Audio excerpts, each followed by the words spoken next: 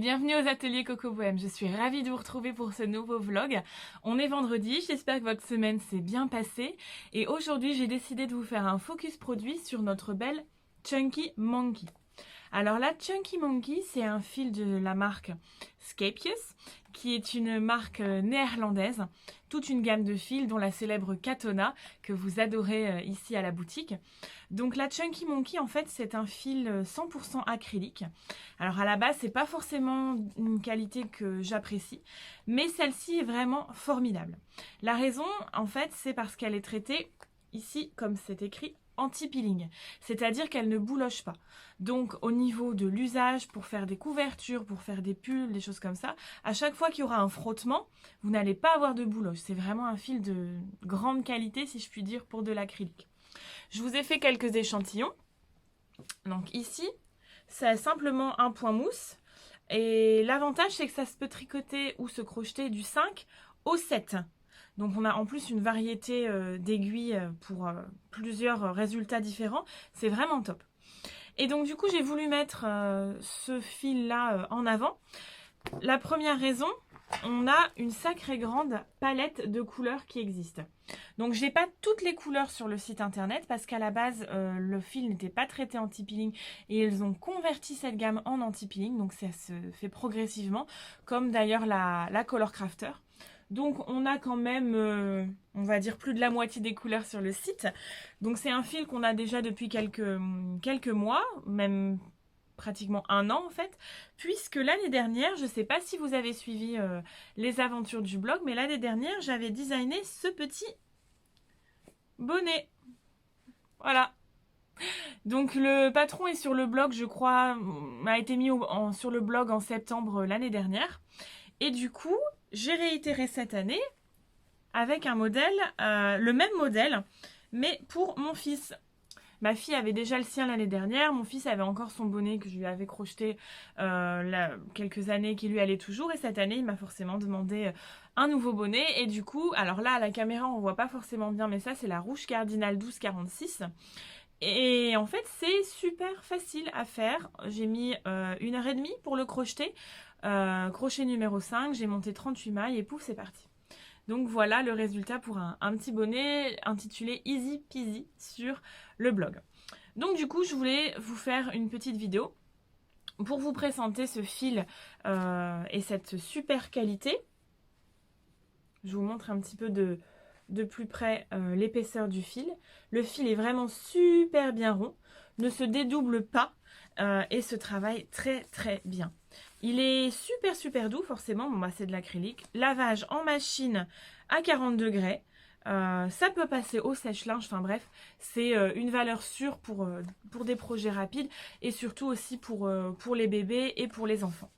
Et donc du coup, ce que je vous propose, c'est d'apprendre à réaliser le petit bonnet Easy Peasy en quelques minutes. Donc en fait, c'est tout simple. Donc là, j'ai pris justement le reste de pelote de mon bonnet. Donc, je vous montre en quelques points. Sur le blog, je vous ai indiqué justement les mesures pour une taille enfant ou une taille adulte.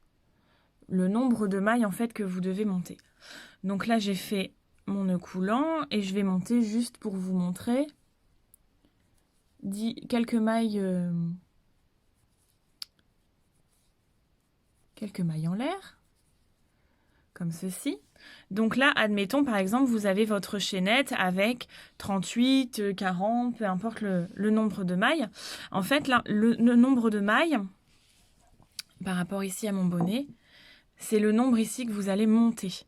Parce que le bonnet, en fait, va se travailler à plat, ça va être un rectangle, et vous allez venir le fermer ici, en passant un fil coulisse, hop, tirer, et ça va se resserrer, faire un nœud. C'est comme ça que ce bonnet fonctionne. Donc là, du coup, vous faites simplement votre premier rang de mailles serrées. Donc je pique mon crochet, un jeté, je ressors, un jeté, je passe dans les deux, je pique, un jeté, je ressors, un jeté, je passe dans les deux.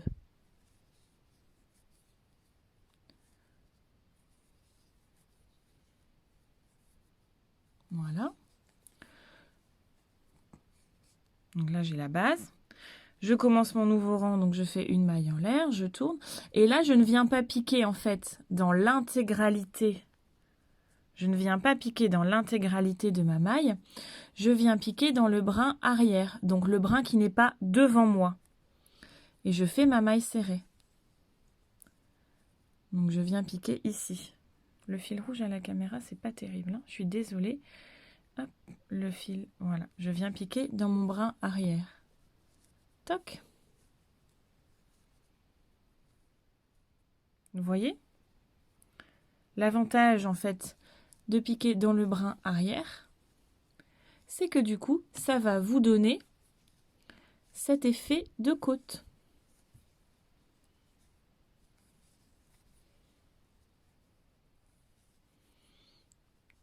Voilà. On voit déjà ici le décalage qui a été créé.